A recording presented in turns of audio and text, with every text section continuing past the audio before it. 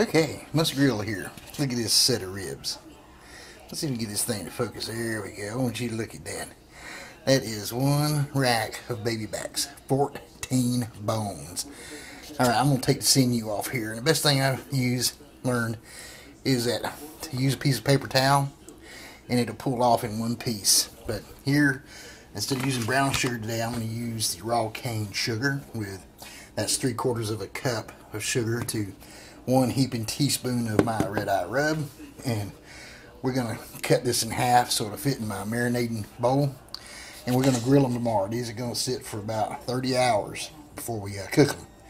And we'll cook them then. First, I'm going to clean the sinew off and show you what it looks like. And we'll be back. Okay, what I've done here is I started it. This part was already gone. There's a few pieces I don't worry about. But this is what I did.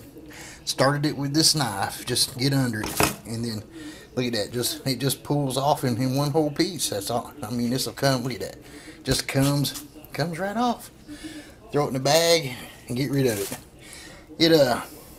To me, it gets better.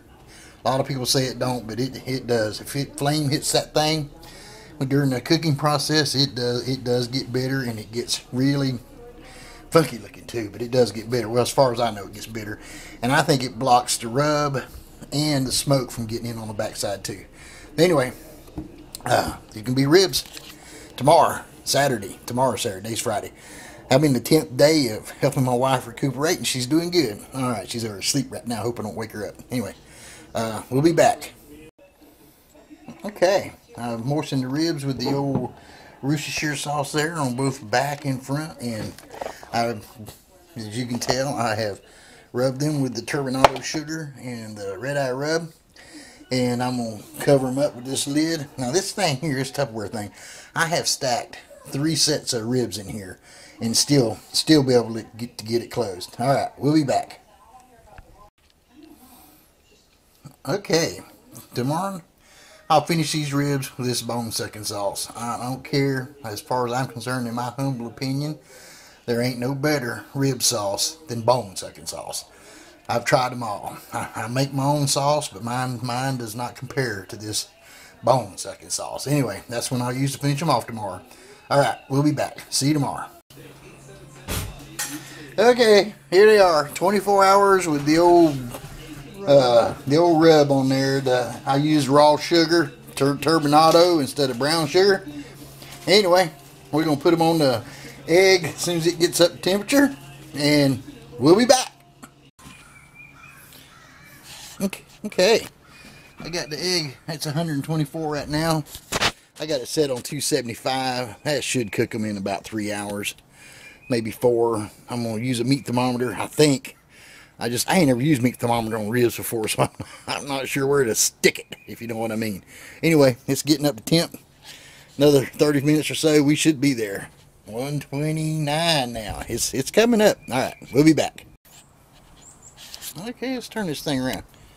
303, 390. Or excuse me, 290. 290. Alright, I'm going to let this thing overshoot by about 25-30 degrees because I got to open it up. Then I'm going to dampen her down, let her cook at 275. You know, I have dry aged standing ribs in the past. It's getting harder and harder because of the meat processing companies. They just, you got to find a butcher who can cut you a standing rib right fresh off the cow. They are getting harder and harder to find. I've done 2. Last year I tried during last winter, tried to find one, could not find well, yeah, I could find one, but to get it shipped here 7 bones was, my goodness. I might have to do that though. Anyway, I want to cook a standing rib in this thing. Alright, we're at 308 right now. That's about what that says. I'm going to open it up, put the dampers on it, and we're going to cook some of these ribs here for about, 3.5, 4 hours. I got to find out where to put that meat probe. I'm not sure. I'm going to stick it in between the bones somewhere. Alright, put the thick side up. Alright, we'll be back.